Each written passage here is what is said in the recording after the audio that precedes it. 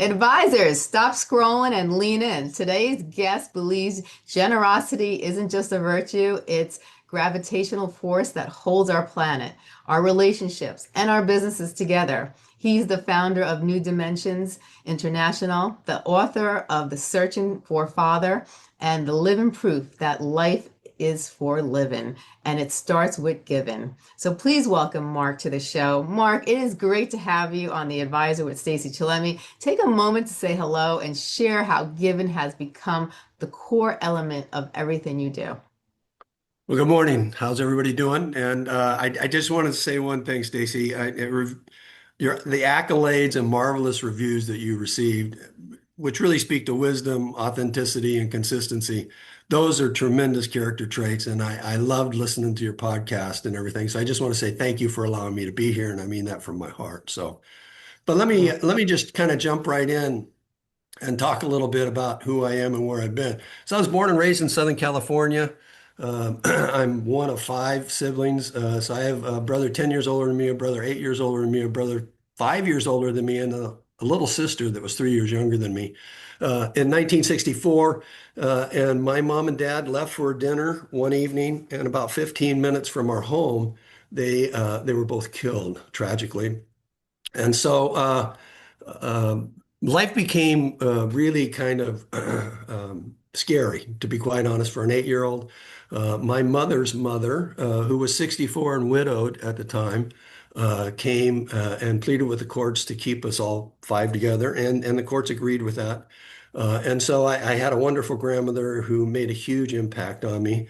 But, I read an Irish quote some time ago that said, Death leaves a heartache no one can heal. Giving leaves a memory no one can steal." And so my fondest memories of my grandmother are she was a giver. She would do anything for anybody. And she really had a tremendous ability to help me.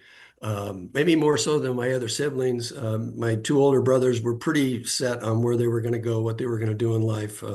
My brother, just older than me, this tragedy was difficult for him. Um, but my grandmother was really trying to help me say, don't let old hurts get in the way of happy new beginnings. She had a lot of really kind of, born in 1899 on a farm, no running water, no electricity, no indoor plumbing, hard worker, disciplined. But she had a lot of, I would be frazzled about things in life, and she could see it in me, and she'd say, "Mark, the sun's going to come up tomorrow morning." And really what she was saying was, there's a better way tomorrow. Forget about today. It's over. It's done with. And Alexander Graham Bell, I think, said, when one door closes, another one opens. So he then goes on to say, but we look so long and regretfully upon the closed door that we don't really see the one that's open for us. Yeah. And so I began to live kind of a life that was I needed to hang tough when the going gets rough, right? It was just a lot of uncertainty for me. Um, and so I think the other thing that impresses me from my grandmother was, kind of the notion that everything you love will probably be lost. But in the end, she used to say, love will return in another way. And so I do think that that's an important piece of what I want to share. What I found as a result of my book, right? And it's Searching for Fathers, a Son's Pursuit for a Father's Presence, how how ordinary men become extraordinary guides. And I found as a result of these extraordinary men in my book that very little is needed to make life happy. It's all about, and it's all within yourself. And so they gave me the ability, as you walk through the book, it's a chronological order of when I was 8.5, started meeting a friend of my dad's, and working all the way to present day.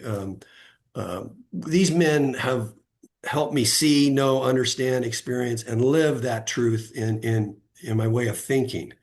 Because I came to a conclusion early in life, life is neither good or bad, but thinking makes it so. And to Mhm. me, that's an important piece. Life really revolves around here and what you do and who you are. And I think Mhm. it's become even more pronounced, maybe in the last 3 or 4 decades, because the more high tech the world becomes, the more people crave high touch, right? we have a world that's yearning for interdependence on other things, right? So Hmm. I want to talk a little bit about the Earth, the universe, the cosmos that we live in, because uh, we don't live on Earth. We live in and with and through Earth. And that's a key concept, and I'll tell you why. Because it's an interdependence element that's not optional. The Earth Right. doesn't give because we deserve it. It gives to us because giving is what life does. And Right. I want to help us understand that our whole life in this world, the earth gives us everything we need. It gives us everything we need. And here's what's amazing, right? So the snow and the rivers and the lakes, they don't drink all the water they produce. And the plants, the vegetation, the fruits, the vegetables, they don't consume what they produce. And even flowers, they don't suck in all the aroma. The Right. sun and the moon provide light, and the stars and the galaxy provide understanding and light for us to see all that we need to see in this world. And the power of all that for me is that they give. They just give and they give. And even though we can mess things up, they still continue to give. They're that type, they're that type of element that we need to understand and we need to think about because now, today, for me, my life is my intent and purpose in life is making a difference through habitual giving. Yeah. And so I think everybody needs to make that their habit, right? Because we are what we repeatedly do. And so greatness in this life or excellence in this life is not an action, it's a habit. Yeah. Um, so you make your life meaningful by applying the meaning of giving. And Right. so early in my 20s, I kind of came up with a um, connotation that I live by, right? But it's doing for others what no one else is willing to do. Um, Hmm. because I do think things determine the quality of your mind. And Yes. that to me is just an absolutely critical component. So that's really what the book is all about. It's all about giving. And the more you give, I think the more you receive. I just Hmm. think that it's not a perplexity about life, but what you do is because of who you are, and who you are comes back to you. Yeah. So I was fortunate. I was blessed beyond, no, really blessed beyond words because none of these men in this book was really somebody I was seeking. They were Yeah. people that I encountered. So there's friends, there's family, there's neighbors, there's school teachers, there's college professors, high school professors, bosses that I worked for throughout my career, and just a variety of different people that had an influence on me. And what did they do? They made Mark a better Mark. So, Yeah. so that's kind of the whole gist of it. I got the best of the best from these men who really were just beyond what I would say was reasonable to do in any. And so I can jump in and just give you one example, Yeah. an early get-go. So in junior high, I am a skinny little scrawny kid. I mean, literally, I was skin and bones, right? If I turned sideways and stuck out my tongue, I looked like a zipper. I mean, and I got mocked by that and made fun of by that. And people were always on me. But I would show up to PE class every day and I would dress like everybody else. I was always the last one to be picked and I never got to play. And I think Coach Holland, saw something in my character that he wanted to help. So Hmm. I come into, it's my first year of junior high, but I come in, it's like maybe the third month of school. And he comes up to me at the beginning of class and he says, "Hey, I got something for you to do today, different from everybody else. So meet me out in the field. I'll be out there in a few minutes." So I walk out to this huge field at the back of our junior high. Uh, and he starts striding towards me and he's got oh, I don't know, three or four golf clubs in one hand and a little bag.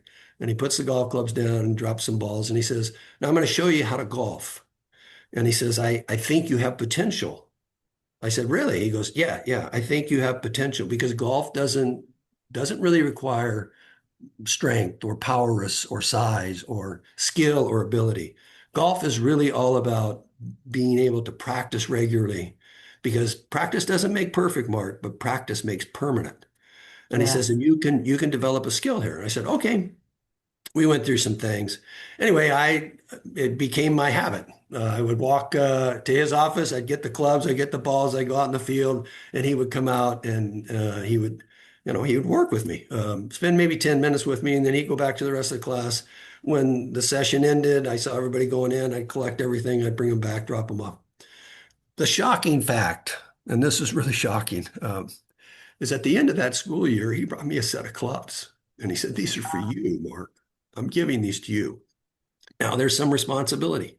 There's some work and dedication that you're going to have to do. But he set me up, met me the very first Monday after school was out, met me at a little 9-hole chip and putt, introduced me to the owner and the guys that worked there and a couple of men that were there. And he says, "You show up here regularly and you work on this. These people are good people. They'll help you." I never saw him the rest of the summer. We didn't have any money. My dad, great guy, but he was a pastor. He didn't make a lot of money. We didn't own the home we lived in. Uh, the car they died in was totaled. So we had a 19, I don't know, 54 Chrysler was the only thing he left for us, a value maybe. So I started working at like 10 years old. I would mow lawns in the neighborhood. I would weed. I would sweep. I would rake. Whatever you wanted me to do something, I'd do it, for anything, right? Because we just didn't have the money. So I was throwing 2 paper outs, and I would throw my paper outs every day and then take off on my bike to the golf course, and I would stay there until almost dusk. And so this is the apex moment. I come back to school the following year, and coach sees me. It's not even class time, and he says, "Hey, I'm looking forward today to you showing me what you've done." I'm like, "Okay," and but I was prepared. And so I came out and he walked out maybe 15 minutes after the class started and he says, "Okay, let me make a short shot, then make a medium-sized shot, then make a long shot, right?" And so I hit the ball, hit the ball, hit the ball. He was like, "Man, is that impressive?" I said, "Well, I don't know. I don't, not definitely not on the course. I can hit it, but I'm not sure I always make it where it go. Anyway, he was very, very affirming. And then he said the words, "Mark, I am so proud of you." And I didn't get that much from my grandma. I'm not saying she didn't love me. I'm not saying she didn't care, but she never really saw everything that I had to do at home was responsibility, right? I was the only kid I knew that went to school who had to make my bed every morning before I left. Because if you Right. didn't, man, whew, there was a price to pay when you walk back in that door in the afternoon, right? So, so my grandmother, she really taught me discipline, consistency, all of that. But these men were special men. And so he ends up really helping me. He introduces me to the high school golf coach who wants me on the team emphatically. By the time I go to high school, I could go to any public course in Southern California, honest to goodness truth, and par that course as a 10th grader. And people were amazed sometimes at the shots I would make, like, "Wow, how do you do that?" I said, "You spend a lot of time hitting balls and figuring out how do I do that right again and again and again and again." So the only other thing I want to say here is there's a quote in here from Winston Churchill that I think is profound. It says, "To each there comes in their lifetime a special moment when they are figuratively tapped on the shoulder and offered the chance to do an incredibly special thing, unique to them and fitted for their talents. What a tragedy if that moment finds them unprepared or unqualified for what could have been their finest hour." And all I can say is, I got to walk with these men in their finest hour. Every story is an opportunity for me to stand and learn and grow and develop, and it's priceless. You can't put a price on any of that. No, you can't. That's wonderful. Now, you say given is the very energy that powers our Earth and our solar system. What was the moment that revelation hit you, and how did it change the way you led and lived? It kind of became like, so my father was a pastor, kind of came from some of my upbringing, but really in studying the Bible, I was really working through that process of, God creates things for 6 days. At the end, he creates man after everything else is all said and done. So all of that was designed for us. because and here's this is the epic moment. So people listen to me for just a second. Everything in the world does what it does because it has to, by design, right? Yes. You can't plant an orange tree in your backyard, and the orange tree isn't sitting out there saying, "Oh, give me an apple out there. I'd like to do pears this year. Let me just see." That doesn't happen, right? That all those things do what they do because they have to do that. There's no Yes. option for them. The sun can't come up tomorrow and say, "I'm really burned out on being hot. I'm going to chill for a while," right? And none of that happens, right? Right. But then he makes man, and man gets a choice. And this is the remarkable thing that we have in this world. We have this choice to Yes. do good Yes. or do bad, Right. right? Or do nothing. But we Right. have the choice. And so that was kind of an epic moment in my life. Um, and it really drives home in a story in the book from Emmett. So I worked in Sequoia National Forest for a summer, 5 months at a Hmm. camp there. And there was a gentleman who was in his probably in his early 80s, 81, 82. And I know he's over 80, but he made signs for the park, bathroom this way, Lodge A, Lodge B, Lodge, anyway. So, and I had this passion to work with wood. And so I only got one day a week off, and I would go over and wander in, and we'd start talking, and he'd say, "Here, you want to do this, here, you want to do that." And just a great guy, just had a wonderful time with him. And about halfway through the summer, he said to me, "Mark, I think you should write your eulogy." And I was kind of perplexed. I said, "Really?" He goes, "Yeah, I've written mine." I said, "Well, Emmett, time is of the essence for you. That's probably something pretty practical." But I said that he laughed with me and said, "Ah, that's funny, that's funny." But he said, "No, he said, I wrote, somebody advised me, and so I want to give this to you. I wrote my eulogy when I was about your age." And he says, "I think it'll be powerful for you." I said, "Okay." So I left and I went home and I put some bullets down of what do I want people to say or think. Um, and so I came back and 2 weeks later, I gave him the thing. I said, "Hey, it's good, good. I like it. You're thinking, right?" He says, "But I don't think is this really what you want to be? Or is this really what you think people will value that you could be or might have been?" Right. And so I said, "Yeah, I don't." He said, "Yeah, you go back and think about what you're adamant, you're resolute about. This is what they will say, and Yeah. everybody will know that in the room because they know you. Because what you want to end up being is who you are, not what you hope to be."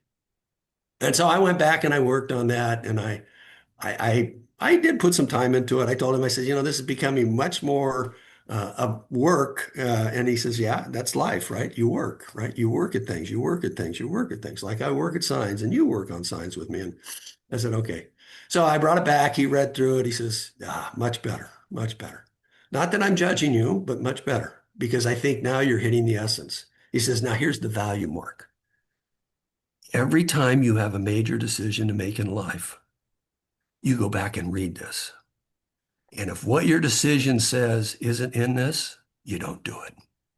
Wow. And I walked away like I walked away just kind of blown away. That kept going through my mind, all the way back to because I left there and I went to the dinner place where we had dinner every night as staff, and I couldn't get off of that subject. But there's truth here to be had, right? And Yes. I've actually rewritten it when I got married. I began to change in some when I had children. Now I have grandchildren. So but a huge, huge, huge blessing. I mean, a gift beyond gifts, right? You just Yeah. you can't, again, it's priceless, right? He didn't have to share that with me. And I spent a good portion of my career doing training. And this is grocery store training. So these aren't people that are typically highly educated. The grocery industry is starved for educated staff. Yeah.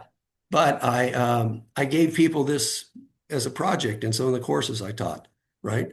And same scenario, people come back and say, "Well, why would I do that?" And then when you tell them, "Here's the value," man, it takes people to another place, right? Because now all of a sudden they start thinking, "Wow, here's wisdom, here's truth, and here's what it'll do for me." So I do think, those kind of episodes, those kind of opportunities are just they're priceless, but they're invaluable. And because of those experiences, I am who I am, and today I'm able to give um, freely. That's the nice thing about it. There's no charge for anything I do. It's all free. I And love I think the one thing I do want to add here is becoming a giver is synonymous with being yourself. It's precisely that simple, but it's that difficult, right? Um, yes.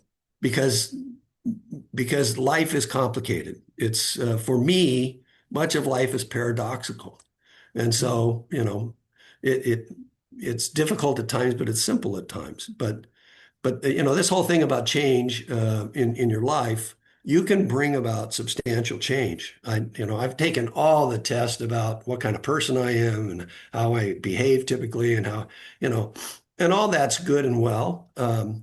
But I worked on a PhD for a while, and one of the projects I had in one of my capstone classes was to say, okay, if all these things tell you and they're accurate, they're honest and truthful, then where's the hope in the future of life? If I Yes. am who I am today, and that's all there is now, where's the hope for that? So Right. I did a study that said, are you able to change yourself based on what people say these are the core elements of who you are? And you'll always be that way. I don't believe that. I don't Hmm. believe that. I believe as you walk through life, there are opportunities in many, many ways to do many, many other things beyond what you could wildly dream, Yes. because opportunities are there if you're willing to move with that, right? Yes. And but that's work, and a lot of people don't like to hear that word, right? My kids heard a lot of things from me in life, right? 5 P's: proper planning prevents poor performance, right? You want to Right. perform well. You want to perform well as a father. You want to perform well as a husband. You want to perform well as a spouse, a friend, an employee, a social activist. You have to Yeah. work at all that stuff, right? 100%. Thomas Jefferson had a young newspaper guy come and interview him. I used to live near where Thomas Jefferson's home was when I lived in Jersey, so I was enamored with him and studied him for a while. But this young man came in and said, "So tell me what you've been working on these days." He says, "I'm working on this thing called the incandescent light." And he says, "Really?" He says, "Yeah." And he says, "Well, how's it going?" He goes, "Well, I've done 2018 different experiments, and I don't have it yet." And the young man said, "You failed 2018 times?" And the story says he jumps up, slams his hands on the desk, and leans into the son, or leans into the young man and says, "I have not failed. I now know 2,001 or 1,200, 100, whatever the number I said was, Yeah. ways it will not work," right? And so Right. there's the ever hopeful optimist who he does create the light bulb. And that's the most dynamic thing in the last century. The light bulb changed the world Did. because everything worked from sun up to sundown, and that was it. It stopped right there, and it Yeah. changed the world. He was a brilliant guy, and he brought brilliance to our life, literally through the light, right? I mean, so anyway, I but that means a lot to me because you need to understand, regardless of where you want to go in life, regardless of what you want to do, be prepared to work, be prepared to give, right? It's to me sometimes when I get not asphyxiated, but I get consumed by what I'm working on, right? And to Mhm. me, it's a long obedience in the same direction. I just keep marching down that path, marching down that path. And then usually there's an epiphany, right? The epiphany is, now I understand what I need to do more of. Now I understand how I can provide that to others. Now I understand what I can do to give. Um, Yes. and that's really the essence of it. I like that. Now, you faced loss early in life, yet you built a mission around giving. How did adversity ignite, not extinguish your desire to serve? So, I would say the concept of life is neither good or bad, but thinking makes it so. That was a Yeah. key component because I did suffer from severe depression. There's no doubt about it. We got no counseling. Nobody came and sat with us and said, hey, think about this or think about that. It was just life goes on. No mom and dad. And Right. I'll give you a primer of how much that affected me. We weren't wealthy. My grandmother said, when you turn 13, I'm going to give you a really nice birthday party. It's the only birthday party I've ever gotten, and outside of my wife gave me one when I turned 50, but the only birthday party I'd ever had in my life. And I went to bed from the time she told me that until that day thinking my mom and dad will be here. I've just been living this bad dream, and I'm going to Mm. wake up from this dream and mom and dad are going to be here. I mean, how special is that? But mom and dad never showed up. And at that point in time, I came to the realization, okay, this is life. This is what we deal with. I didn't cry anymore because I said crying doesn't do anything. It doesn't change anything, doesn't resolve anything. And so I worked pretty hard to become an achiever, a giver. I stayed kind of that course, but things would happen outside of my control that would just send me on a tailspin. And Yeah. I would, my answer to all that was I would sleep. Why? Because if I sleep, I don't have to think about it. And my poor wife, thank goodness she's a reader because I would sometimes, no, sometimes I would sleep like 36 hours. I'd get up and eat, go right back to bed, get up and eat, go right back to Wow. bed. And so in my mid-20s, I came across a book by a guy named Martin E.P. Seligman called Learned Optimism.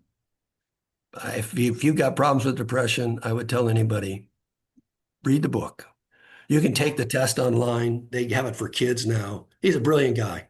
He wrote this book because his father committed suicide when he was a young boy. And he went to school to say, I want to help people fix those Yeah. things. Hmm. So read the book.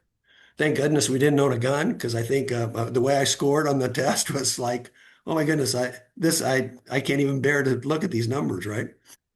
I took his advice. And so he came right back to a basic premise I had thought about, but not really delved into self-talk. And Yeah. so my self-talk was what was debilitating me. And I learned through him to adjust that self-talk. And people will tell you after that, I was, and maybe even today they'll say, you're the most optimistic guy I know, right?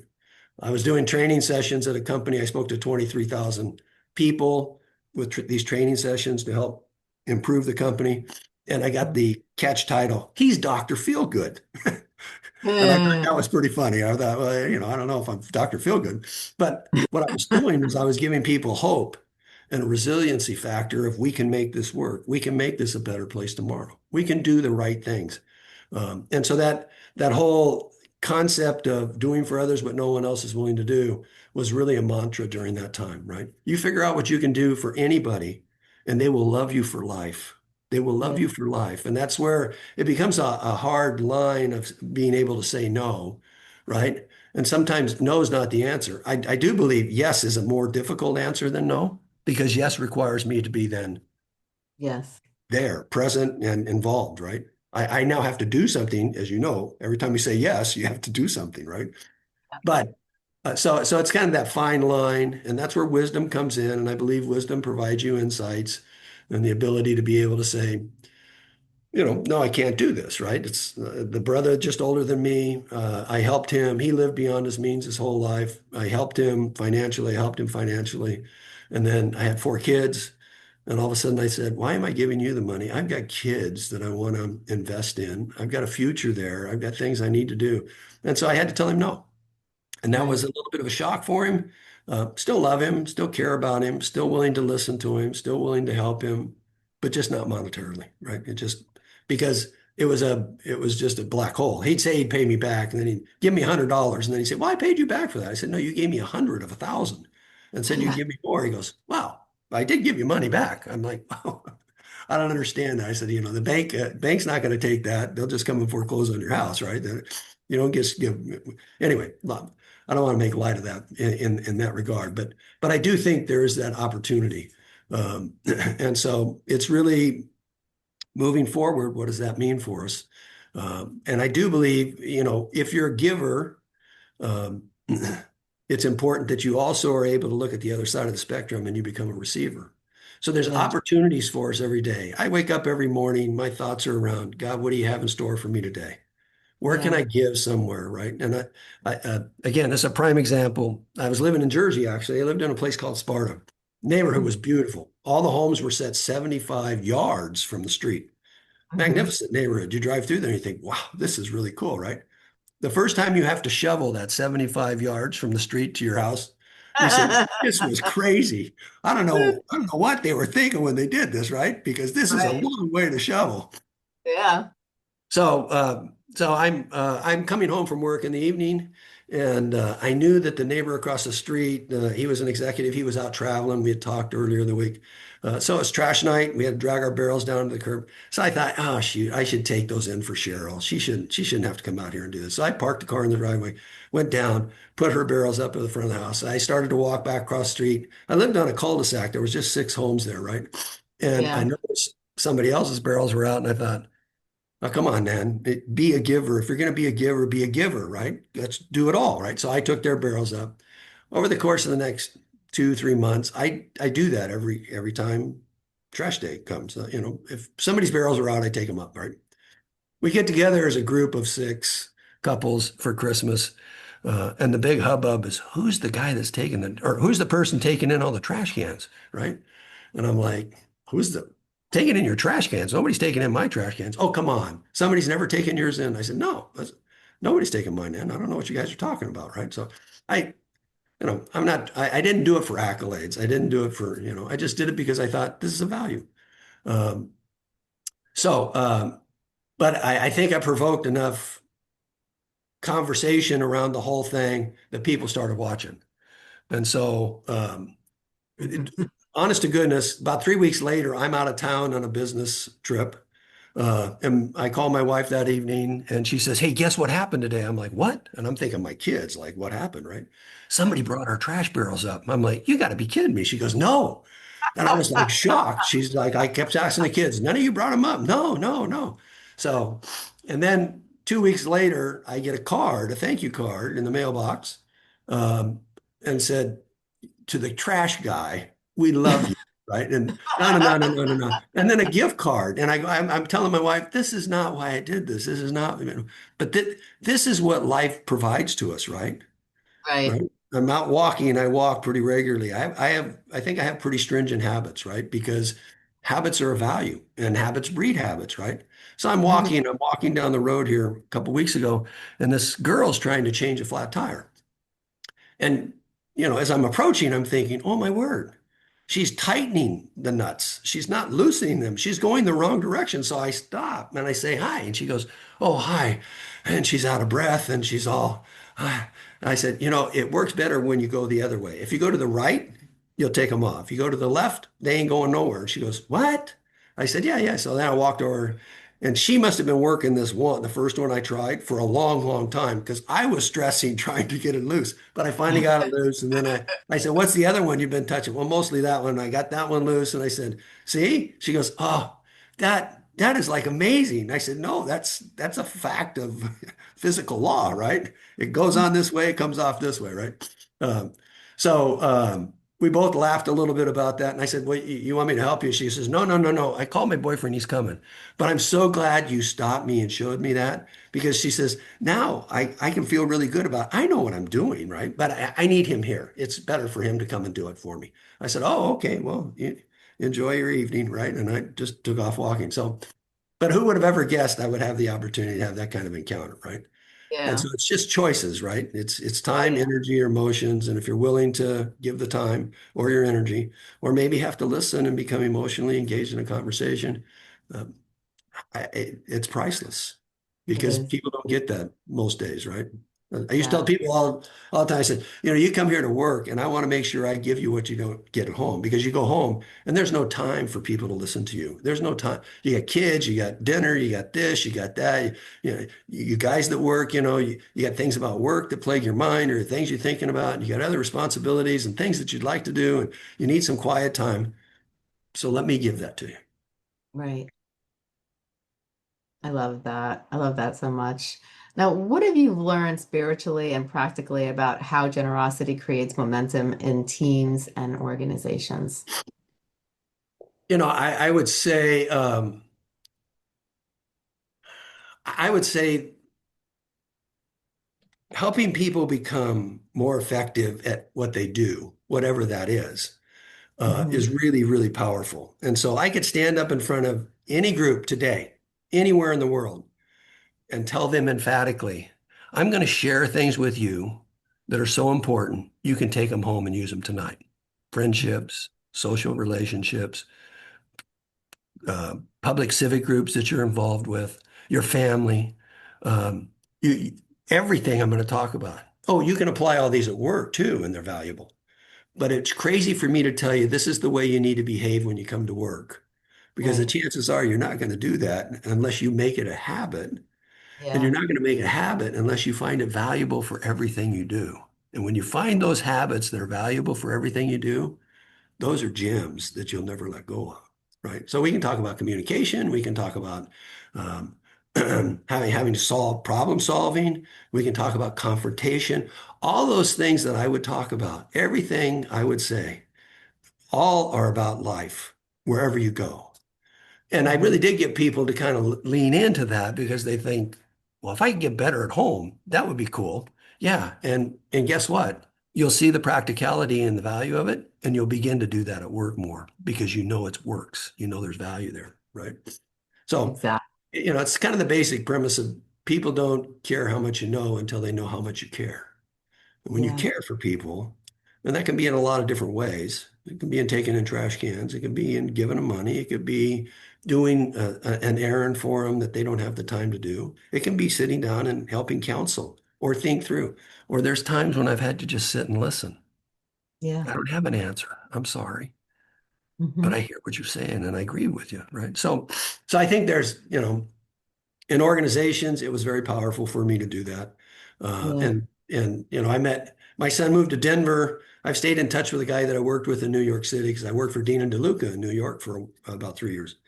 And so we've Hmm. stayed in touch. Well, anyway, recently I saw that he moved to Denver, and so I said, "Hey, my son's in Denver. When I go to see my son, you want to meet?" So I went up to help my son organize a new garage. He got it moved into a new place, and we put shelves and cabinets and storage bin. We did the whole 9 yards, right? But I went over and just had coffee with him, right?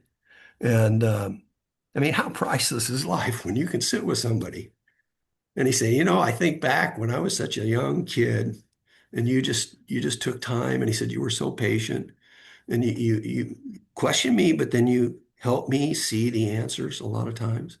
And he Hmm. said, I'm here. And he's the president of a company today. He says, I'm here because of you. I said, don't kid yourself.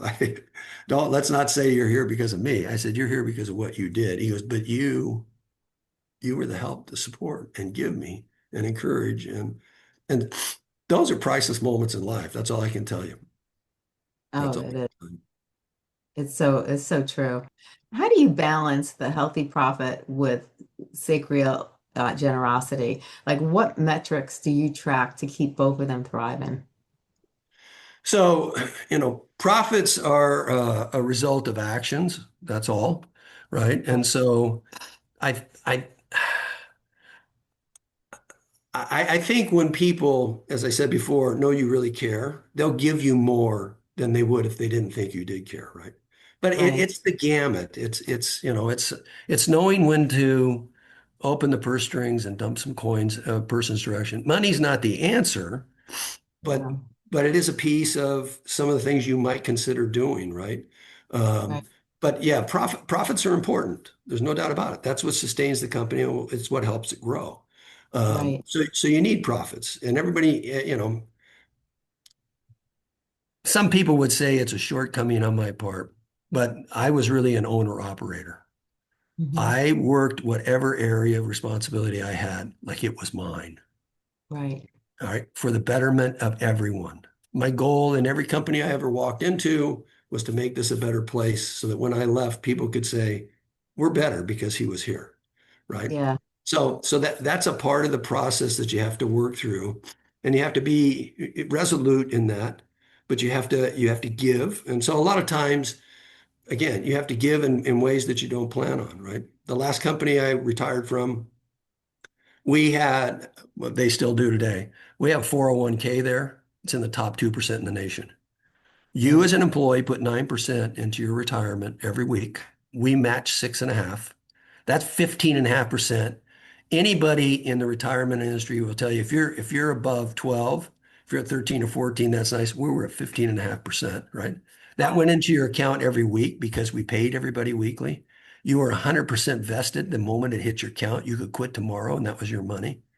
Hmm. So So that plan, when I took it over, was a profit sharing plan. The company was sold, and the new owners came in and said, Mark, if you could do anything to make this something was really valuable. I said, well, this is a really stay program. You do this and people will stay for the sheer fact that every week I get a 6.5% bonus. Right. No, it's a bonus, right? And I had some people that worked hourly that said, it's tight. I don't know if I can make ends meet if I do that. I said, here's what you do. You put the 9% in there, you get the 6.5. And if you have to take the 9% out, you're going to pay taxes on it either way, whether you don't put it in or whether you do put it in. So you then pay the taxes, but you got 6.5% week after week after week after week after week, which compounds, right? So Yeah. that account when I took it over was 23 million. Just before Wow. just before COVID hit. So January 1st of 2020, that account was at 83 million. Wow. 97% participation in that account. Everybody in the company saw, what about you? What about you? What about you? So, so did that make the company more profitable? Absolutely. Because Mhm. everybody worked just that much harder to know that they're getting something week after week after week after week. And I'd have people walk by and they'd come by with their statement. They go, did you see this? I said, yeah, I look at it pretty much every day. It's a part of my responsibility, right? But Mhm. but but I think those are the things you have to kind of think through, right? The little things in life. Celebrating birthdays as a team, every month. Whose birthday is this month? Just and the periodic, I'm bringing in lunch on Friday. Don't bring lunch because we're going to cover it. It's going to be a good time, right? It's, Yeah. you know, it's there's small things. I brought donuts every day to the company I worked at for the office staff. Not every day, every Friday, right? Mhm. And I'd have people walk by my office just sporadically. Hey, you know what? Thanks for the donut. I really needed that today, right? Okay, well, whatever, right? It's a donut. It's not a big deal, really. But Uh, but it's those small things sometimes that, if you think about, right? Uh, yeah. So, and I wrote thank you cards to people a lot, right? Because people don't get those anymore. Yeah. Right. I got my stationery right here on my desk, right? And I write thank you cards periodically to friends and people and loved ones, just to say, I'm so thankful that you're a part of my world and you give this or you do that or you've done this or anyway. So. That's wonderful. Now, with 4 kids and 11 grandkids, how do you cultivate a culture of giving at home? And how does that spill over into your work? So I'll give this little caveat to everybody out there. If you have kids, I think I did a couple of things as a dad that, yeah, self-interest is a whole nother discussion we could have because I think self-interest is a driver for life, right? And Mhm. it's not a bad thing, but it Right. can be a bad thing when it's all about me, all about me, all about me. That's wrong. But when it's about you and me, that's good, right? Right. So every year I would write all four of my kids, and they have many of them, a thank you card. It's a handwritten card, and I would mail it to them. And my wife Aw. says, the very first one that got one, she says, you know how much grief that created? Everybody was like, how come she got one and I didn't get one? And then the other one said, yeah, and I haven't got one either. And the other one said, yeah, and what about me, right? And I said, due time, everybody's going to get their card, right? So um, I have today four cards.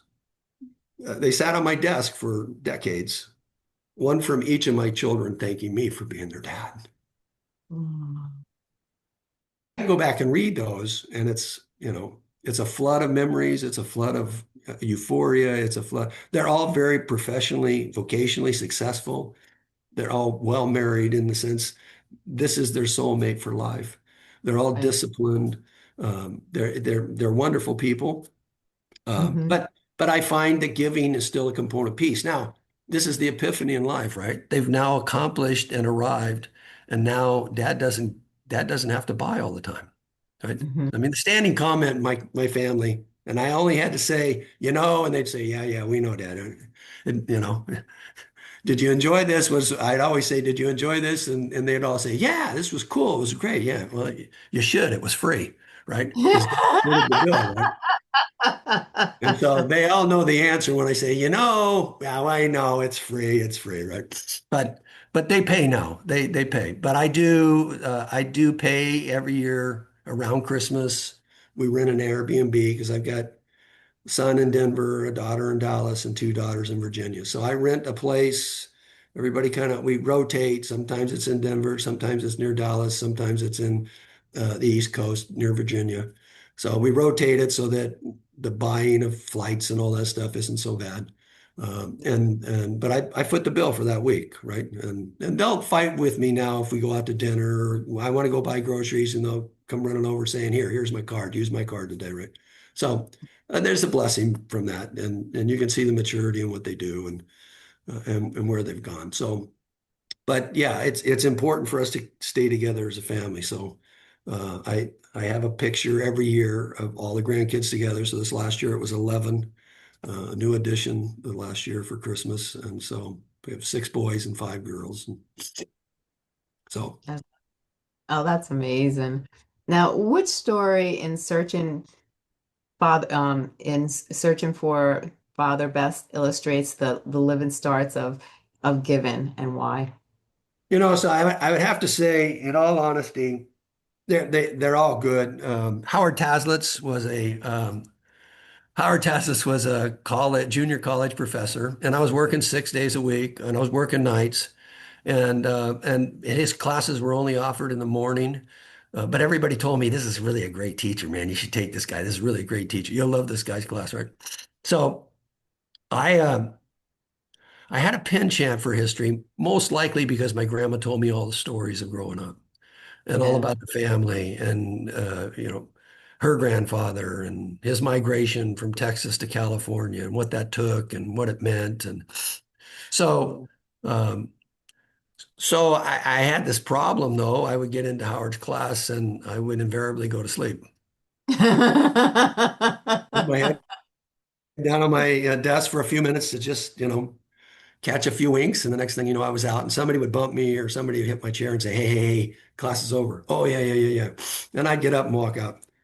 So I walk into class one day, and Howard calls me Mr. Mostenbach. That's kind of a Jewish New York slang, not rough, just Mr. Mostenbach. What are you coming to see me for today, Mr. Mostenbach? Right?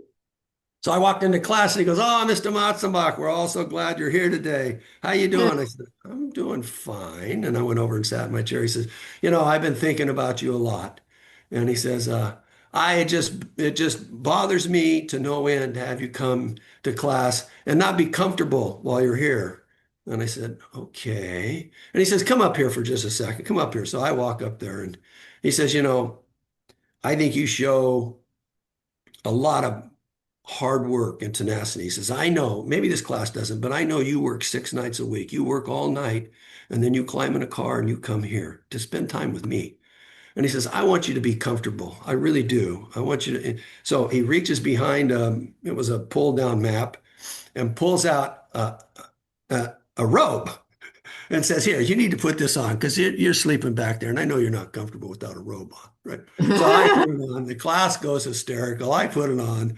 And he ties it. "Make sure you tie that. I don't want you showing anything in there, whatever." I'm like, "Oh my goodness," right? So I tie it and I go back to my seat.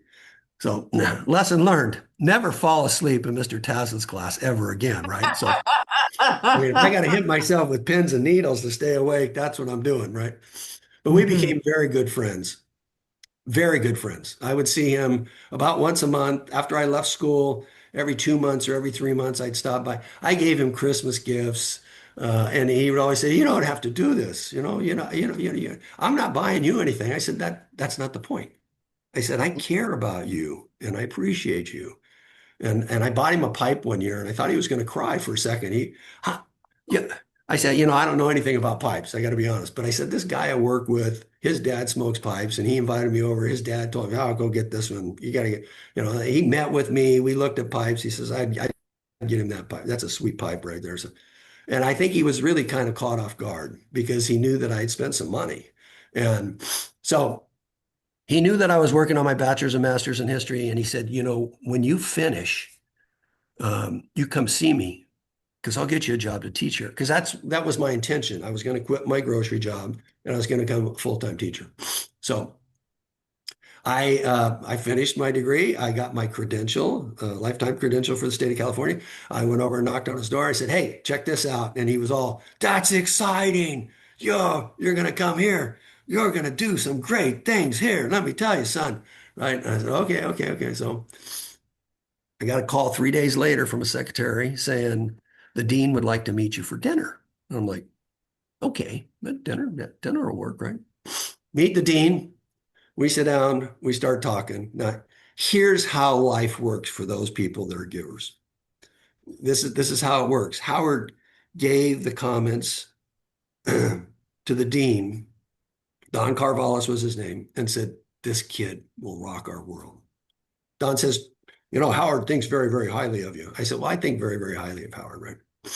So he says, first opening question. So tell me a little bit about your life. Where'd you live? Where'd you grow up? So I started sharing my story about the death of my parents and then my grandmother. And then, I said, as a matter of fact, I said, my my dad was a pastor. He said, "Oh, what denomination was he with?" And I told him that. And I said, but my uncle, way more famous. He was a very famous pastor in Southern California. He was with the Foursquare Church. And when Amy Sample McPherson, who founded that organization, died, he stepped into her pulpit. So I said, my uncle Bert, is a very famous person. He goes, "Bert who?" I said, "Bert Tieford." You would have thought this guy, you would have thought I would, I had angels on both sides of my, he leans forward and he goes, "Dr. W.T. or Dr. W.B. Tieford, the Dr. Tieford?" I said, "Yeah, I don't call him Dr. Tieford. He's my Uncle Bert," right? He started laughing. He goes, "I went to school when he was the dean of the college. I went to that church for years while he was the head pastor. I followed him to another church when he finally decided to open a new church on the south side of Los Angeles." I mean, at that point in time, I could have been dumb as rocks and he was going to hire me, right? I mean, "You be sure and tell Dr. Tieford that Don wants him, and I'd love to connect with him sometime, and love if he comes into town, I'd love to take him and you to dinner." No, no, no, no, no, no, no. And yeah, I filled out the paperwork the next week and I started teaching. That's Howard wonderful. Howard retired. I went to Howard's retirement luncheon. I was still teaching there. And I said in front of his two boys and his wife, "You were the father I didn't have. You were the dad. You were the encouragement. You were the wise man." I said, "You're priceless. I can't thank you enough." And the son came over to me later and said, "Man, you really touched us. That I know my dad's been a great guy. I had no idea he had done for you something like that." Right. So yeah, and he's gone, but what a great guy. Right. So that kind of, hopefully that'll answer the question about that. And the book's kind of like that. This may sound strange, but I would start writing about somebody and I'd start crying. Yeah. And I'd have to get up and walk. I'd just have to go walk. I have to get out of the house and get it off my mind for a few minutes because the emotion would just kind of envelope me, right? Yeah. Ah, what a great moment in time for me, right? It was just, and so that, anyway, but I think Howard's a great storyline. That is wonderful. Now, from Biola University to corporate boardrooms, what was the one given practice that transforms mentees the fastest? I would, so this is going to kind of sound funny because I was just reading this morning. I I mentor at my church, and I started a program. We have about 18 people in that program now. But I mentor at Biola College, and then I support students in the School of Business. They have to do a capstone program every year. And Hmm. so I support them by coming in and being a coach on their presentation. Yeah.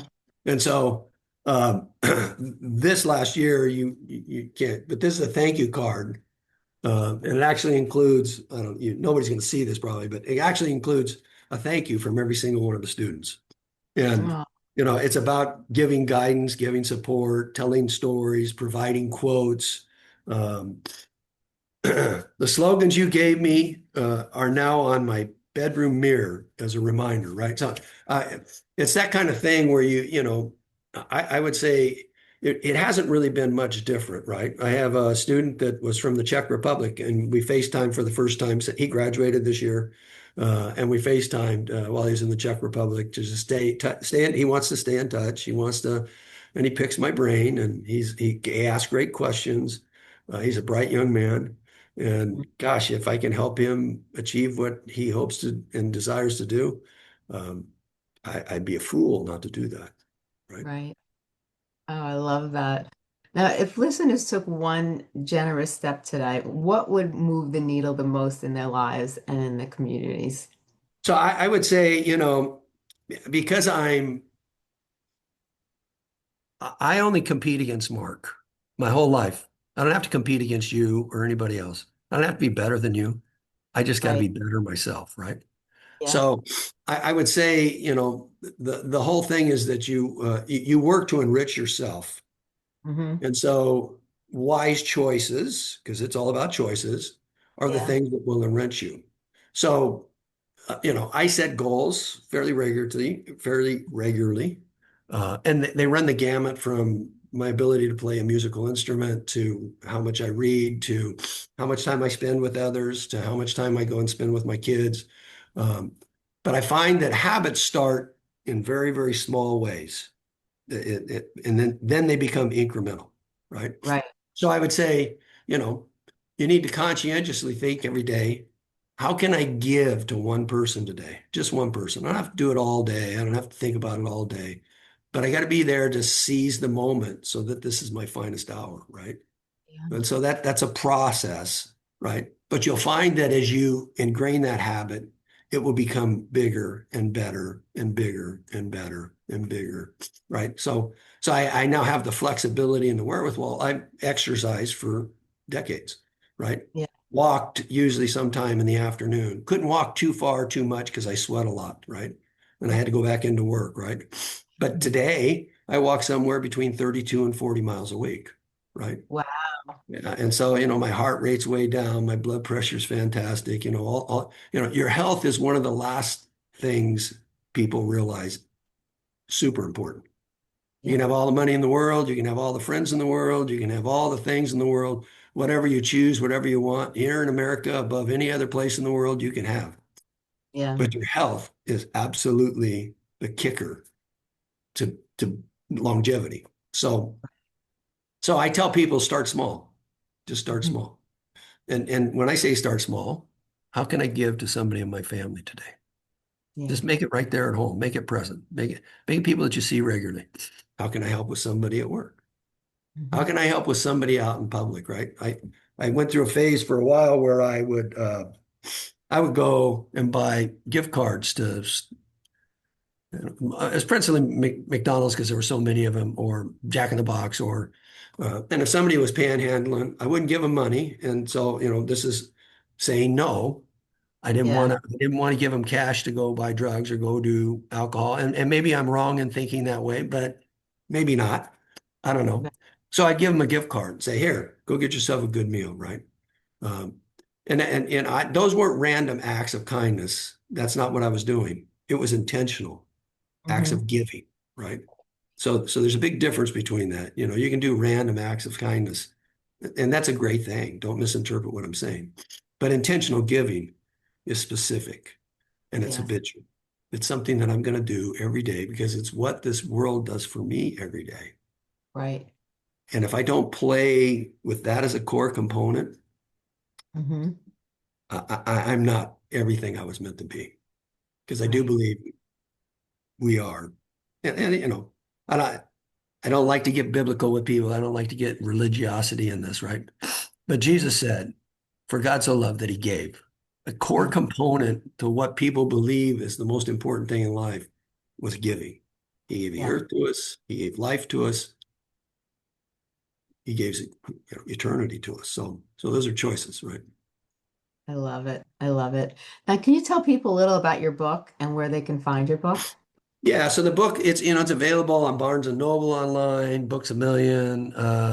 It's at Amazon. Uh, So they can buy the book there, and I'm working on trying to read it now, so I'm going to have an audio copy out there pretty soon. But you can, it's relatively inexpensive to get the ebook if you want to do that. I do say Mhm. on my website, it's New International intl.co, or I mean intlco.com is the Mhm. site. I do say there if you want me to come and share with your team. I'll give everybody a free book, autographed book. So that's about as far as I've gotten with gifts so far. But you Mhm. know, I do say there, and I will say you can tag me on LinkedIn, you can tag me on Facebook. If you tag me and you want to talk to me, I will talk to you. That's a commitment, and I'm not the kind of person that would say I will, but don't. So Right. you got a question you want to ask me, I can answer that immediately. You want to have a brief discussion, I can do that. My site has 30-minute options for you to jump in there. And I've opened the calendar up. So, early in the morning, I'm an early riser, 4:30 this morning. That's my gig. That's just what I do. Yeah. Um, that first hour and a half, 2 hours of life is all mine. And I can spend it how I need to, where I need to, preparing for what I should be doing every day. I love that. I love that. Now, if we had to take today's conversation and you wanted to emphasize some important factors, what are some things you'd like the listeners to walk away with and remember? Yeah, I do want people to think about the fact that C.S. Lewis said you can't go back and change the beginning, but you can start where you are and change the ending. And I love that quote, right? Because that is the hope, right? Yes. If you take Seligman's test, I would encourage you to do that. If you have problems with depression, um, Hmm. and if you take the test, I would encourage you to think through that because there's a segment of that. It's called the hope score. And I actually called him. So this is back in 1997, 96. I actually got a hold of him on the phone. And I said, you say the hope score is probably one of the most important pieces of the whole assessment, but you don't really talk about it. He goes, yeah, it's a problem for me a little bit. He says, I have to really kind of wrap my head around what's hope for the general populace, right? And I said, well, isn't that just a better future, regardless of how you cloak it, whether it's spiritualism or Far East or whatever, however you want to do it, everybody's Right. got hope. If there's no hope for tomorrow, he goes, yeah, I got to work on that. And so then he wrote a second book shortly after that, not because of me, obviously, but he wrote a book, What You Can Change and What You Can't Change. And there he does a much, much better job extrapolating how important that is. So the nice thing about every morning is it's a moment of being hopeful for the day. And guess what? 9 times out of 10, the day provides those opportunities to give. That's so true. Now, can you tell people a little about your services and where they can find you? Yeah, so everything's on the website. And again, once you log in, you can see a little bit about my bio. You can see the book's on there, so you can click on the book. And then there's some other options that I offer on there to be able to come and share, speak, or help develop. Yeah, I can go so far as to say this. If somebody wanted me to come and help their organization, you pay my expenses for wherever I need to do to get there, to stay there, and get home. I won't Hmm. charge you anything. You can pay me what you think my value is. You just Right. pick a number, whatever you think that is, right? Because I'm confident in the material. I'm confident in the truth. And the Right. truth is what brings the reality to success. 100%. 100%. Well, this has been amazing, Mark. I thank you so much for coming on the show. I thank you just for being you. I love your wonderful heart and I love how you look at life. I hope that people when they hear this, it will really light up the light bulb and people will really look at their lives and maybe think about some of the things they could tweak a little better to make themselves a better person because I feel like in society, we still have a lot of wonderful, great given people, but we have a lot of selfish people, self-absorbed and, thinking about what's best for them. Let's say there's a snowstorm, everyone runs out to get Yeah, loads of bread and milk, and you go to the store, there's no more bread and milk. And people, sometimes don't think about others, they think about themselves. And right. if we could just stop and really think about, the importance of giving and how much of an impact that puts on somebody else. Even when you stop and you see somebody and you just compliment them on what they're wearing, that Right. moment that you just took to just say something nice to another human being can change their whole day and how they Absolutely. feel about themselves. I think we need to just stop for a second and really think about how we live our lives and about, maybe incorporating some more giving and less taken. Absolutely. You're on. You're on. That's where it's, for me, that's where it's at. It is, it is. I, And I, I used to tell my kids, living the dream was one of my chant for maybe 2.5 decades, right? People would say, how you doing? I'm living the dream, man. Doesn't get any better than this, right? And my kids hit me up at dinner one night. Dad, why do you always say that? I said, let me tell you something. It cannot, could not, and will not get any better than this. And if it does, don't wake me up. I'm enjoying the dream way too much, right? So they, I yeah, they thought that that was pretty good. They said, you thought about that, didn't you, Dad? Yeah, I think about a lot of things, right? So, but it's true.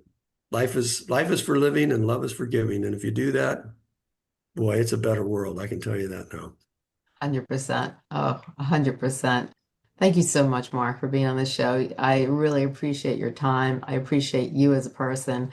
And I thank you just for being the person that you are and for just helping make a better impression on the earth and the people around us and for just taking the time to really open people's eyes to a better way of living and behaving. Well, Thank thank you. you. It's been an honor and a privilege. So I appreciate your time so much as well. So thank you. Thank you. You're very welcome. You have a great day. You too.